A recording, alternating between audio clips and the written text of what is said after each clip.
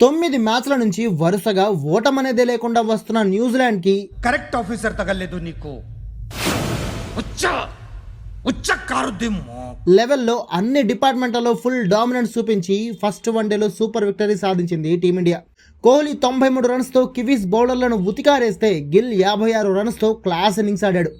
చివర్లో అయ్యర్ కూడా 49 రన్స్తో ఇంపార్టెంట్ నాక్ ఆడాడు. అయితే వీళ్ళు ఇదే ఫామ్ ఈరోజు బుధవారం రాజ్కోట్లో జరగబోతున్న సెకండ్ వన్డేలో కూడా కంటిన్యూ చేస్తే అండ్ వీళ్ళకి తోడు ఫస్ట్ మ్యాచ్లో అన్ఫార్చునేట్లీ ఫెయిల్ అయిన మన హిట్ మ్యాన్ రోహిత్ కూడా రెచ్చిపోతే అక్కడ కూడా ఇండియా గెలుపు జెండా పాతడం పక్కా. అంతేకాకుండా రాజ్కోట్ 100% బ్యాటింగ్ పిచ్ కాబట్టి మన రోకో డెఫినెట్గా అదరగొడతారు. మేబీ చెరో సెంచరీ కూడా చేసేయచ్చు.